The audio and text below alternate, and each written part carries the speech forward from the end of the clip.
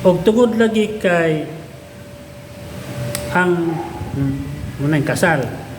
Ug ang kasal mo to mga bata. Sa mga may seminar ang sa dili pagkaslon aron mapahimangnuan sa simbahan o mapahinumduman tabi na sa pagtulong sa simbahan o mga basic po nga pagtulunan. So sa may basic ito pagtulunan, pag mata sa buntag magampo sa Dios.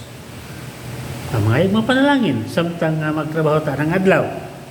So pagkagabi sa dili pa matulog, magampo sa Dios, magpasalamat o may pasaylo kung sa atong kalapasan. Muna ipagampo nga direkta sa Dios. Bisa lang nga, kailangan magampo mo direkta sa Dios. Anong apit mo mga santos? Kanang pagsangkit ng mga santos na ngayon tagtabang tungod kina sa Biblia, pinadaya kapitulo 6, versikulo 9, giingon diha nga, tuwa sila sa nagampo sa Dios. Kaya nagampo man sila muna nga ngayon tagtabang, San Pedro Kalamsod, giampog mo kami. Labi na si Santa Maria. Muna yung rason ano nga natana. So, una, mayon nga, wala yun kanang ingon nga nagpasagad ang simbahan. Doon nagi pagpakabana. Pagsugod pa lang sa pamilya, tinang kaslon. Pil mo na sa tundo sa Ginoo nga kinahanglan nga kasal. Kung kayo magpakasal man, so magbuhat pang bata. Normal magina, magbuhat pang bata ang pamilya. So kinahanglan nga ang mamagpapa makita sa bata nga nagampo. Kaya ang bata makaton, musampit sa atong Dios. Kaya musugot tag sa dili may Dios. Kaya kung wala'y Diyos, dili ko mo harin dire. Hala, may sweldo.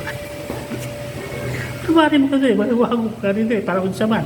Pero tungkol kayo na may Diyos, kung ang Diyos kong nilagaran, di atiman dyan ko, kibalo dyan ko ngayon sa kunyat katiman. Tungkol ana, kaya kitiman man ko niya, ay di, wala po ko'y puangod ko dili ko. Wala po ko'y batasan, pagkatao ko, dili ko musunod niya. Kung ipili mo ko niya, para hindi nga gibaton, muna sunod ko. Kung dili ka magmahay kay ang Diyos, magpanalangin, huwag tagal kasi mo kinahanglan nun. Tuki na ay Diyos. So munang, pagsugod pa lang, sa dili pa kaslon, munang pahimangon ng simbahan. So gati man na daan. Sa mga, muna tuluan, nga magampo ang mga magpapa. Magampo, sa dili magtulog, pagampo, ini mata, dayon magampo sa dili pamukaon. Importante na nato kay daghan ng mga Katoliko karon nga dili mampo. Dito lang taon. So importante gyud nga magampo ta, magpasalamat ta sa Dios. Unsa ang paghatag sa Dios og grasya dili man ta mosampit. Ginoo wala may makaw, wala may makaw kadi mo mampo. Di mo katigong pasalamat. Muna Ginoo salamat pagka di bali pa ang Dios. O pasalamat gyud sila kadumdumra. Pero mahay mo ta, mabita ang mga namo ana sa mga langit. Pagdaigon imong ngala. Ito bisik mo nga pagtulunan. Gani na ako yung picture dire. Tulo na ni Kristo nato. Na ko picture dire o. Kuan ni siya. Pagtudlo ni og amahan namo. Kadira kani, muday ni siya. So kani mo ni picture. Itudloan ta og amahan namo ang mga apostoles. Og kini nga lugar ibuhatag simbahan.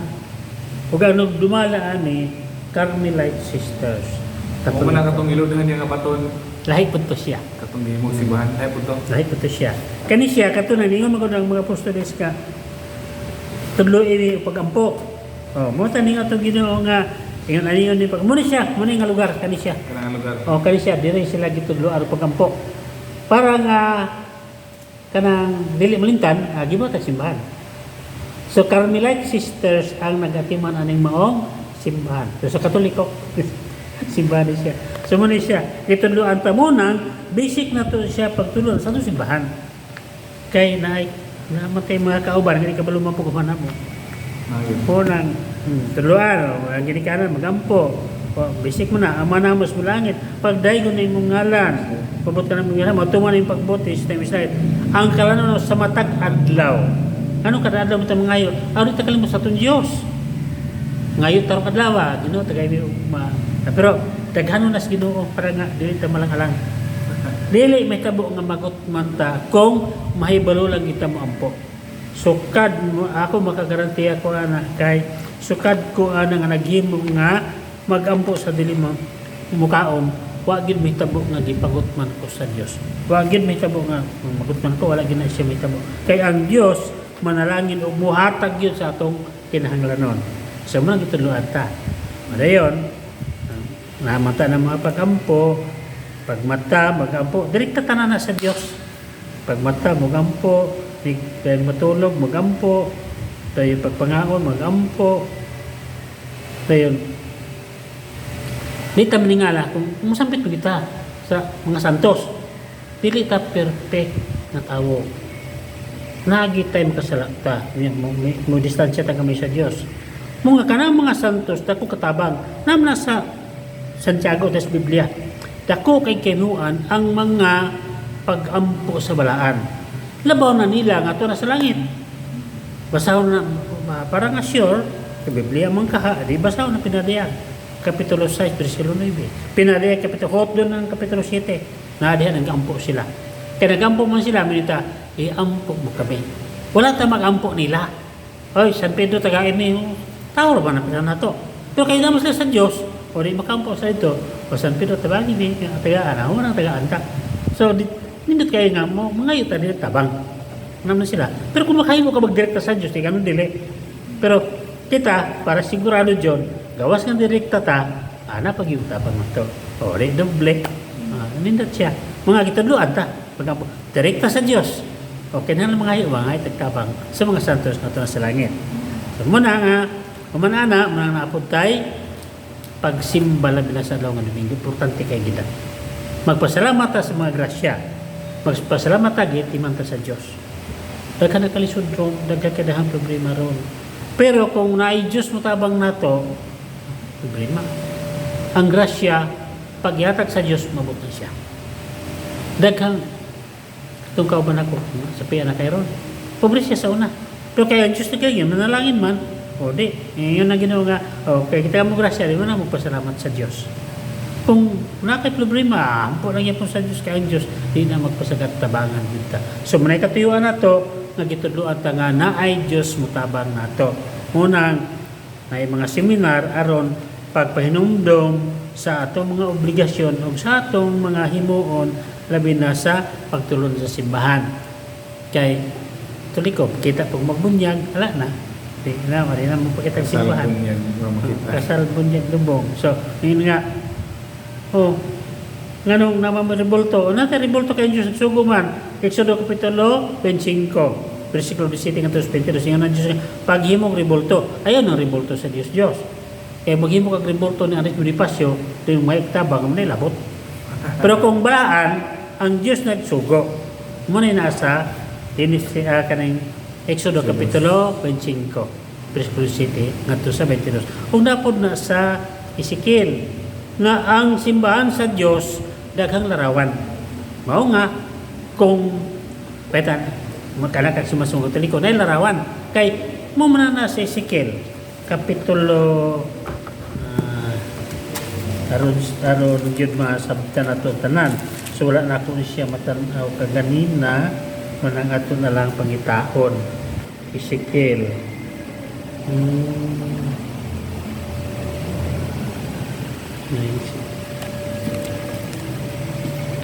wala na ako siya magprepara ganina.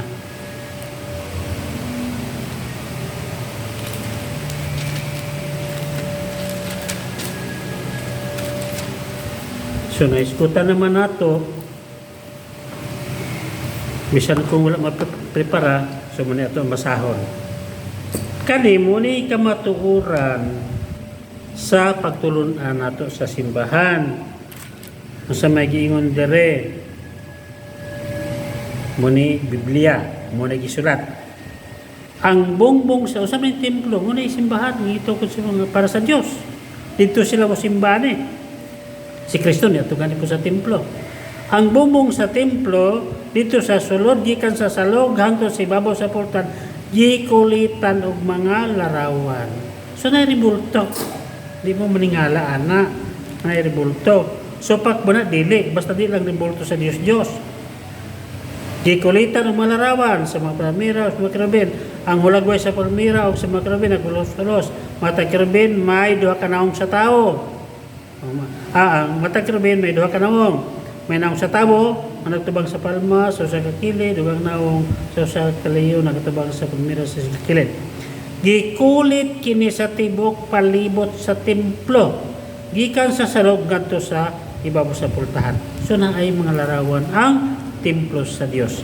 Pag-adto ni Kristo sa templo, niingon ba siya nga nganong kakulit og larawan, wa yun mo'y mabasa na. Manitam ningala.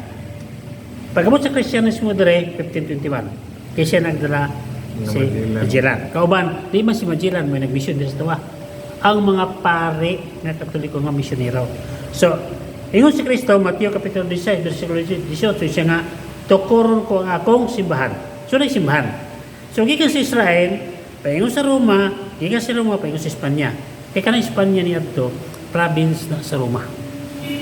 Karon, Espanya na siya, nasod na siya. Pero niya ito dili. So, gikan sa Israel, paingon sa Roma, gikan sa Roma, paingon sa Espanya. Pag-alis mga Kastila, 1521, kanta ni Rio Villame, on March 16, 1521. Pag-ari na dire, nag-mission sila. Pag-mission na dire, na-convert ang mga Cebuano. Sumunang dito na hitabo ang pagbunyag nga dunay 800 ka bunyagan dito. So, sugod sa mga muna ipagsugod sa Kristyanismo diri sa Pilipinas. Gikan sa Israel, paingon sa Roma, paingon sa Espanya, paingon sa Pilipinas. So natay gikanan, kasama tanigikan muna ang simbang itukod ni Kristo sa Israel.